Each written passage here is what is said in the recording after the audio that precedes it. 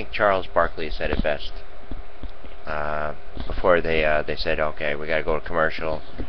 Thank you for stopping by, Charles. Charles Barkley was on CNN, and he's like, these people, they don't understand. You know, he was talking about all the people out there.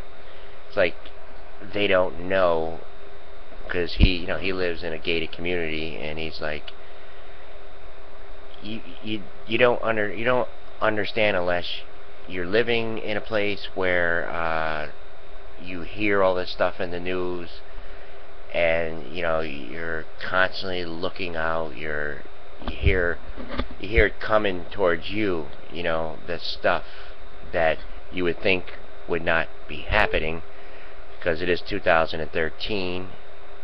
I think we all wanted peace.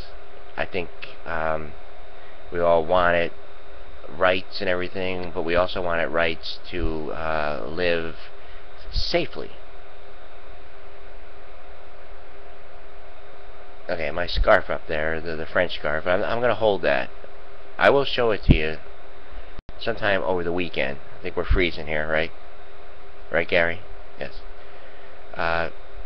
It's like, how could you judge anyone if you don't know what they're going through?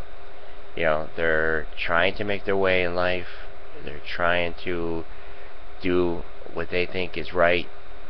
They might have not made it like someone of luckiness or whatever. I mean, Charles Barkley was blessed with a great future, as many sports figures are, or broadcasters, or princes, or whatever, or business people, lawyers, doctors. They come home, they feel safe. You got people in the cities or whatever, the people that watch the news and everything, and then they see stuff, they see all this stuff going on, and they're like, I can't live over there right now. I wish I could, but it is awful scary here. It's awful scary because I'm reading the paper, I'm watching the local news, I'm hearing of this, I'm hearing of that. Why aren't the liberals, Democrats up in arms over that? Are they all loaded with money? Are they all rich? I don't know. And it has nothing to do. I'm Italian. I'm stereotyped. I don't rob. I don't steal. I used to. I'll admit that. I used to gamble. I used to do a lot of things when I was younger. I don't do them anymore. I learned. It takes changing the personality, changing the thinking. How much longer can I go on doing this?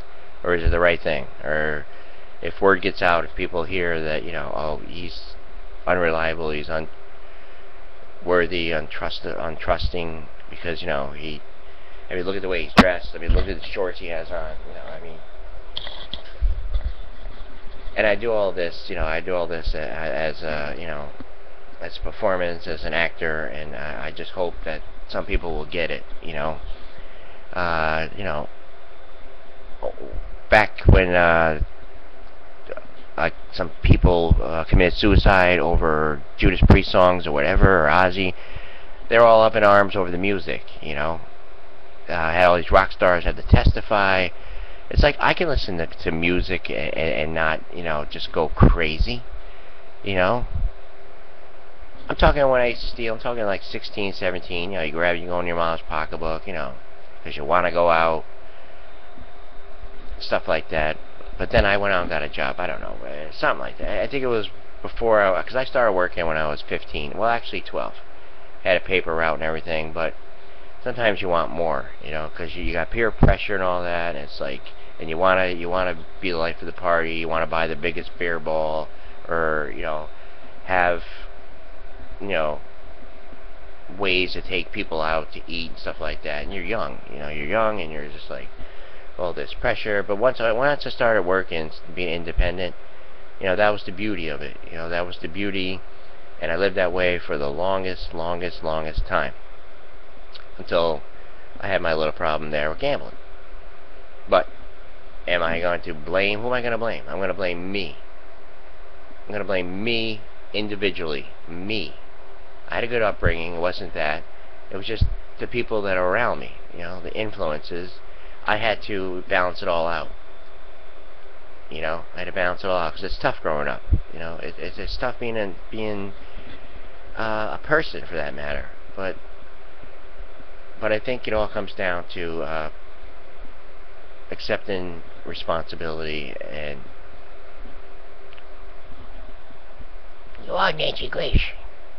Today I am, Dwingles.